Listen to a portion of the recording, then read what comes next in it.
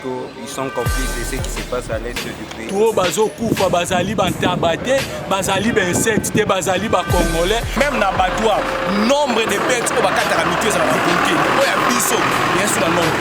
Soki bango bapikaka rapport mapingi te eyali mpona kijololo ya bai oyo bakokamba biso. Est-ce que la population congolaise bénéficie de la MONUSCO? Rien.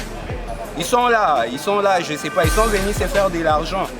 Pour rappeler bango musala ko bayana Congo. La MONUSCO est impuissante. La MONUSCO est incapable de donner la solution à l'est de la République. On les dit toujours, la MONUSCO c'est trop. Nous n'allons plus tolérer ça. Ah, va répondre de biso, c'est le gouvernement d'appliquer zali sous makambo na bango te bango basala ki rapport. Oyo ndeko Chilombo akoka koloba te, gouvernement na esama likonde akoka koloba te.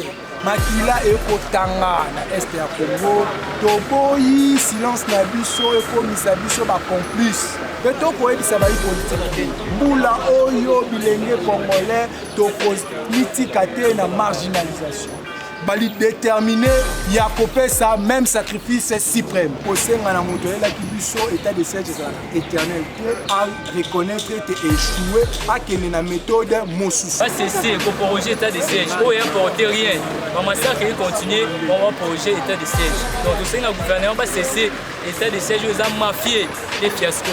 État de siège a apporté les missions de l'autre côté. Depuis qu'état de siège ils ont la carte. État de siège ils doivent enrichir plus par rapport au temps où état de siège ils ont la quitté. Bato ça censé avoir apporté plein état de siège comme ba patron. Bazo ko s'enrichir sous état de siège voilà. Ambassadeur Sakarega ça la carte rapport wana. Mais aujourd'hui il représente la nation rwandaise à Wanakata Congo. Et notre gouvernement a ça la profil bas à Kangi Misu au moment où on va dans l'Est.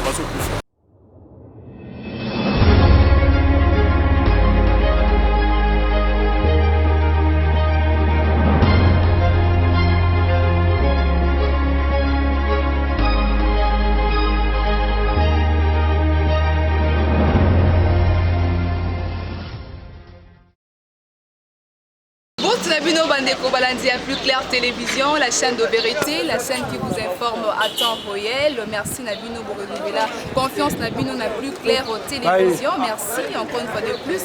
Bino Bokoti Judith comme on a mandat pour Nabino, on a numéro à Sika. Il y a émission Nabino vérité de tous côtés, Sika Tolobé, politique, sécurité, paix sociale, il y a un Cannabis République démocratique du Congo, Namokola Lelo, micro à Plus Clair Télévision et Kitty, il y a MONUSCO pour accompagner la jeunesse congolaise, l'activiste, il y a citoyenneté Archa au Baye, il y a MONUSCO pour la city, pour réclamer les bongo application, il y a rapport mapping, na est na mboka na biso bato bazali kokufa basengi batelemi mpona kolobela génocide congolais bazalaki déterminé bazali liboso ya MONUSCO yango Plus Clair Télévision ekizaki mpona koaccompagne bango natiki bino kolanda tokotai na nsima mame pasi na este mame pasi na este mame tosili na este mame pasi na este Mame justice na este mame basi na este mame tosili na este mame basi na este rapport mapi rapport mapi rapport mapi rapport mapi rapport mapi rapport mapi rapport mapi rapport mapi rapport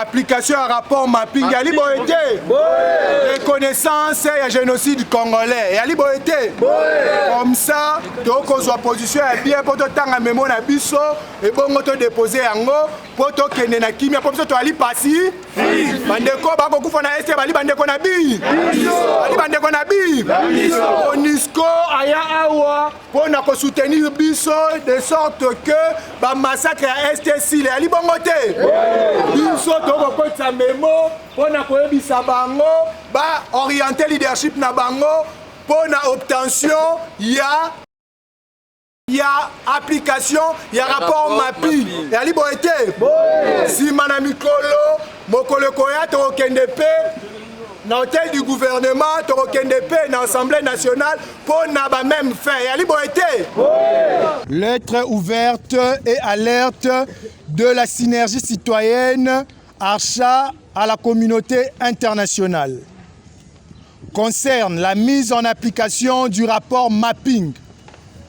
Mesdames et messieurs, nous, la jeunesse congolaise, à travers la synergie citoyenne Artisans du changement, Archa en sigle, constatons avec amertume et inquiétude la négligence, voire même le quasi-indifférence manifestée par le silence et l'inaction d'une part de la communauté internationale et de l'autre part de nos autorités congolaises sur la reconnaissance du génocide congolais et l'installation d'une cour pénale internationale relative à l'application du rapport mapping sur les atrocités extrêmes cruauté dont nos compatriotes sont victimes dans l'Est depuis plusieurs décennies.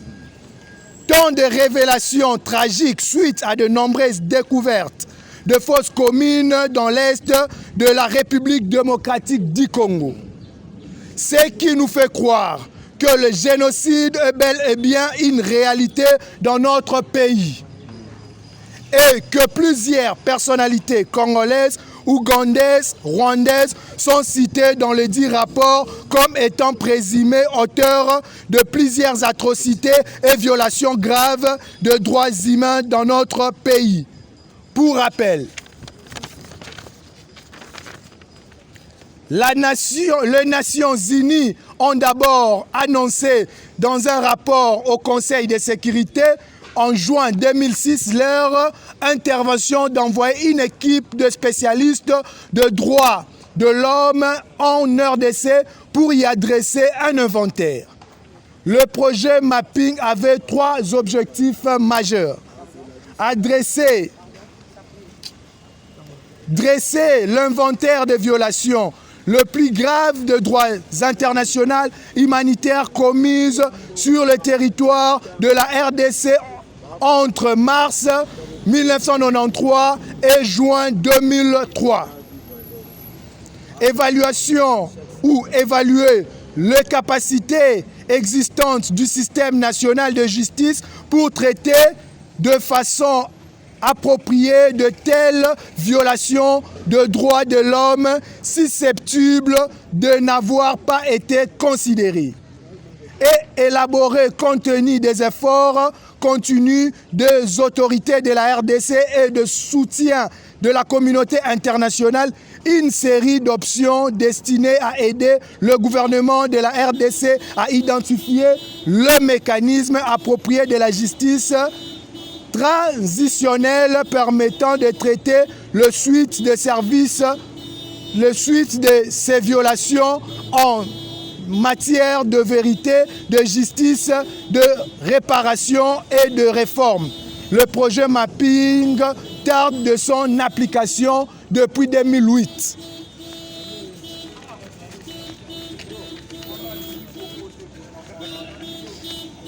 Voici nos différentes recommandations. La reconnaissance du génocide congolais en vertu de l'article 2 de la Convention de la prévention et de la répression du crime du génocide, car de 1996 à nos jours, plus de 14 millions de Congolais massacrés dans l'est de la République démocratique du Congo dans le fin d'exterminer intentionnellement tous les autochtones et de la partie est de la République démocratique du Congo. Ainsi, nous soutenons la date du D8e mois comme une date de la commémoration de toutes les victimes du génocide congolais. Nous exigeons l'installation d'une cour pénale internationale pour juger tout le présumé auteur des atrocités commises sur le territoire congolais de 1996 à nos jours. Nous dénonçons toutes les différentes menaces à l'endroit du prix Nobel congolais à la personne du docteur Denis Mukwege au nom du combat qu'il mène pour le bien-être de notre État, particulièrement dans sa partie Est. La jeunesse congolaise, de manière générale, artisan du changement de manière particulière, invite la jeunesse congolaise de s'impliquer pour l'obtention de l'application du rapport mapping. Mapping, rapport, mapping, rapport, mapping, rapport, mapping, rapport, mapping, rapport, mapping, rapport, mapping, rapport, mapping, rapport, mapping.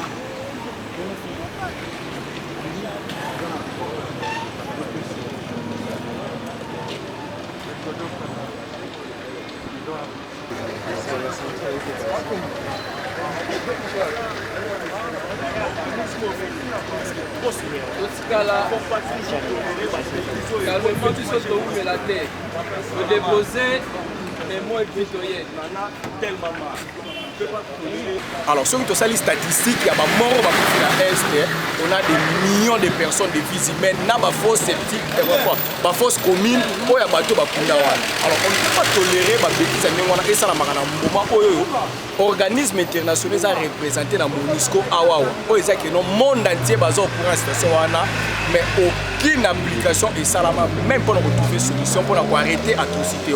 Alors, on en a marre. Il y a on déposer mémoire na biso na MONUSCO on te pesa biso rapport ya mapping parce que même dans smartphone na biso tout un rapport.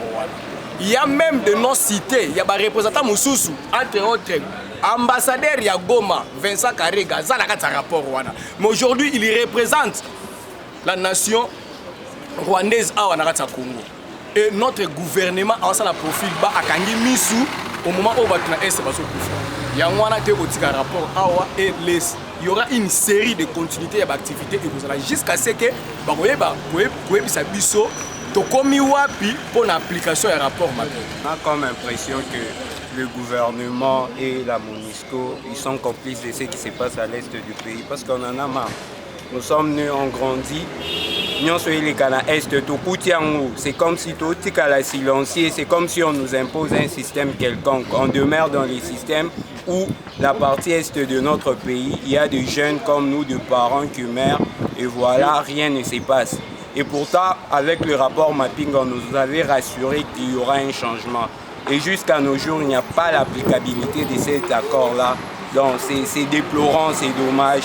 Nous réclamons cette applicabilité-là. On va travailler, on va manifester jusqu'au bout pour l'applicabilité de l'accord mapping. Merci. Jeunesse Archa, la synergie citoyenne, Toye Awalelo, na MONUSCO parce qu'il est Tangonge Belemi, ba massacre na Est fo esila.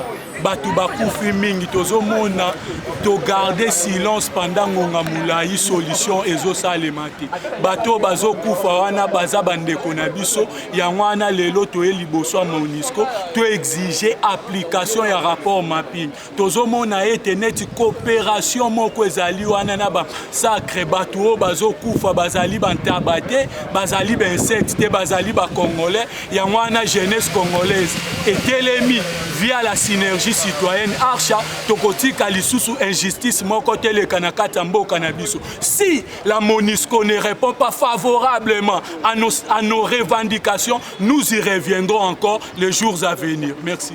Texte introuvable à cet endroit. La jeunesse congolaise à travers synergie Archa. Tu es dans MONUSCO pour nous rappeler bango musala ko baya na Congo. Particulièrement la partie Est et RDC.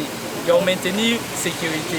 Voilà pourquoi toyotika memo na biso mpe tointerpele na gouvernement congolaise à travers memo totiki na MONUSCO qui est coopération oyo baosala mpona bamassacre ya este qui est prochainement so tozwi réaction te à travers memo na biso torelancer baaction de grandes envergures pour demander la cessation des massacres à l'est.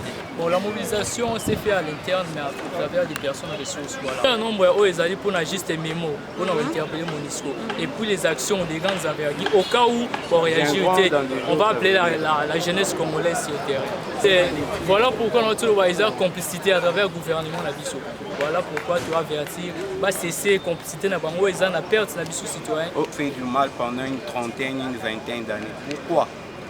Aujourd'hui, l'armée congolaise se sent impuissante ou incapable pour réagir face à Babilo, Kowana ou comment. La MONUSCO est là, ça fait combien des années? Qu'est-ce que la population congolaise bénéficie de la MONUSCO? Rien.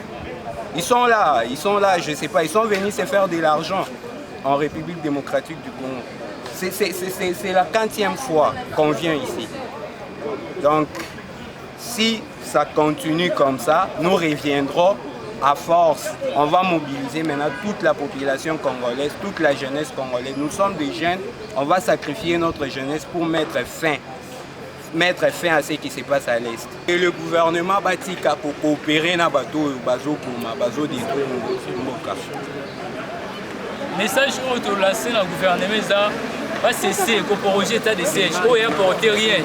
Le massacre continue, on va projet état de siège. Donc tout ça, le gouvernement va cesser l'état de siège, ils ont mafié les fiascos. L'état de siège a porté l'émission de l'autre côté. Depuis que l'état de siège, ils ont la carte. L'état de siège, ils ont enrichir plus par rapport au temps où l'état de siège, ils ont la quitté. Et c'est chaque jour, ils ont décapité, on tue, on viole. Et bateau baza censé avoir porté l'état de siège comme un patron. Bazo ko s'enrichir sous état de siège. Voilà, il y a tout saigné dans le gouvernement, ba ba cesser ba fonctionner ba. On en a marre, on en a assez. To ba ntabaté même na bateau nombre de bêtes ko ba katara mitué ça va compter. O ya biso, bien sûr le nombre. L'état de siège, c'est un échec puissant. L'état de siège, c'est du fiasco. On a eu le temps d'observer l'état de siège, mais les guerres, les tueries, les kidnappings, le viol, ça continue toujours et on en a marre. On ne peut plus continuer à garder silence face à de telles bavures. C'est pour cela la jeunesse congolaise, via la synergie citoyenne Archa, nous sommes là venus pour lancer un message trop fort. Prochainement, nous y reviendrons de manière la plus coriace. Nous n'allons plus laisser tolérer l'intolérable sur notre sol. Les gens qui meurent là-bas, ce sont nos frères. Nous n'allons plus tolérer ça. Prochainement, nous viendrons avec beaucoup de personnes ici à la MONUSCO parce que la MONUSCO est impuissante. La MONUSCO est incapable de donner la solution à l'Est de la République. On les dit toujours, la MONUSCO est complice. Nous n'allons plus tolérer ça. La MONUSCO complice. Les massacres à l'est de la ils savent bien ce qui se passe. Message na biso ezali moko mama na likambo ezali rapport mapping tu kosenga application ya rapport mapping. Pourquoi? Parce que tango toali ko constater le présumé auteur ya rapport mapping balaki cité et belé toali komona bango bali na bango ko circuler librement bisus pe bali na kati ya ba institution. Mais Oyo et Salamaki ezali rapport mapping, c'est pas nous les Congolais qui établissent ces rapports. Ezali, je crois, MONUSCO a sali banquette à Tangi Bato. Mais justice ezali eloko accompagnera Moutou même après l'IOA. Mais tango toali comme on a le président terre bali ko circuler librement aussi longtemps que bande konabiso ya régime bali ko prôner n'est-ce pas pour l'état des droits. État des droits ezali nini ko tiande justice au centre. Mais toali comme on a bande ko bali ko circuler librement des salibiso passi de maman na likambo toyaki pona kosenga application ya rapport mapping. Donc tango to déposer memo ba disi biso boye maman balobi rapport mapping gouvernement na biso nde ko appliquer yango ezali bango MONUSCO te omoni mais tango gouvernement yango le régime bali ko prôner pour na état des droits moni to zongi disos na gouvernement bali ko prôner n'est-ce pas pour na état des droits mais y a pas ces alliés état des droits na gouvernement état des droits ali komona bato bali cité na kati ya rapport mapping bango na peka bali na kati n'est-ce pas ya gouvernement ya état des droits donc ezali moi passi awa ba répondre biso c'est le gouvernement d'appliquer ezali sous bakam makambo na bango te bango basalaki rapport. Dès sikoyo, je crois que c'est le début, mais ce n'est pas la fin plutôt. Nous allons, n'est-ce pas, organiser d'autres activités, d'autres descentes dans des institutions pour nous application. Il y a rapport mapping pour réclamer, n'est-ce pas, le mort il y a bande konabiso bakufaki sur le sol. Je crois message nabiso to mener ango na des volets na été koloba des actions sur terrain na ba institution de na été koloba. Wana je crois Zalina nous avenir to ali ko préparer ango des descentes sur terrain, des actions sur terrain. Donc dans un premier temps, nous allons y aller d'une manière administrative. Donc, c'est-à-dire écrire les autorités. Tout ça, bango va appliquer. Mais ceux qui vont appliquer, nous allons encore y revenir ici, ailleurs, dans les institutions pour demander l'application de ces rapports. Voilà. Merci.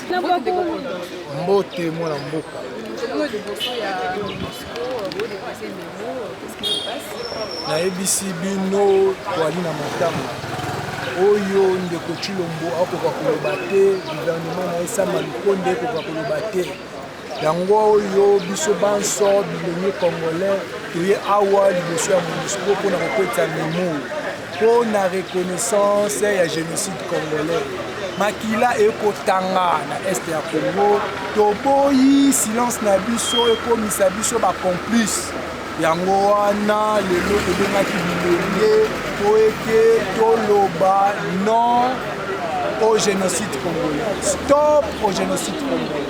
Tosengi application ya rapport mapping. Et tokoyebisa bayi politique mbula oyo bilenge congolais tokomitika te na marginalisation.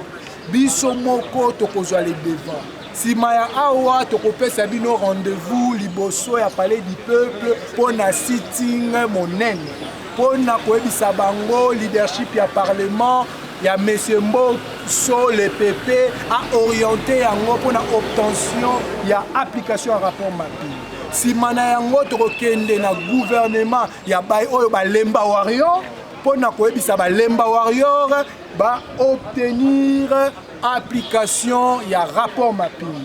Simana yango nde pona suite ya agenda to ya calendrier citoyen na biso ya 2022 tokobenga bino na conférence de presse monene po ete bo répondre. Tolobi année oyo tokomitika te tokozonga sima te. Soki pona Congo makila ya Congo ekosenga biso sacrifice suprême tokende na koyebisa bandeko na nga bayeba kotala biso na bilili ya poto bakanga video oyo providence lokuli elongo na bilenge ya artisan du changement to ali déterminer ya kopesa même sacrifice suprême bayebisi biso ba acquiser réception ba correspondre biso na mikolo ekoya biso tokolembaki balobi pe lisusu soki bango bapikaka rapport mapping te ali pona kijololo ya bay o bakokamba biso balobi bango MONUSCO elongo na Nations Unies basalaki mosala na bango mais baye bakokamba biso bali jololo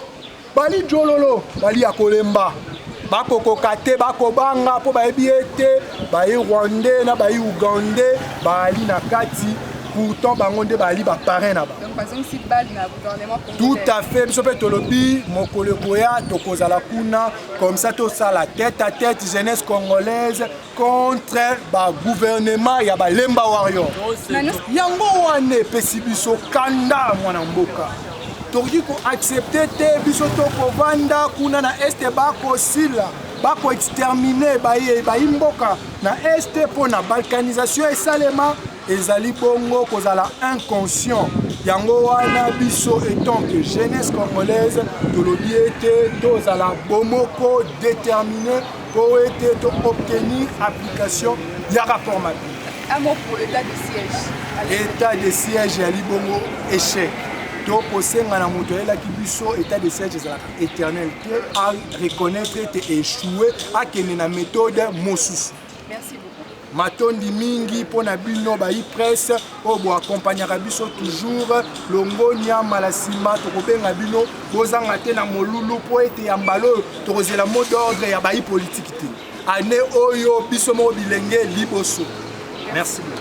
Voilà, nous sommes de retour, Bandeko Balandi, Bomoni Moko, ndenge bandeko ba jeunesse congolaise citoyenneté ya Archa liboso ya MONUSCO bakota kiti na kati ya bureau badepose memo na bango d'après maloba na bango MONUSCO elobi ete bango elongo na Nations Unies basali déjà oyo bakai kosala rapport na bango etikali na gouvernement congolais nde etelema mpona kosala ete application ya rapport mapindo ezala bongo e ekokisala bolandi bino moko bainterview bolandi baréaction na bango na micro ya Plus Clair Télévision. Merci na bino bolandaka biso partout dans le monde entier bino bosepelaka na Plus Clair Télévision yo sepeli na vidéo oyo like pe partager yango ozili baku ya kolanda biso pour la toute première fois kobosana te osabone na la chaîne de vérité, la chaîne qui vous informe à temps réel. Merci na grande équipe technique peut accompagner la Plus Clair Télévision pour vous informer à temps réel. Je vois Popo Layo Menasime à caméra pour les images. Je vois Cordon Opi Mafut qui assure la coordination à Plus Clair Télévision. Merci beaucoup. Au revoir.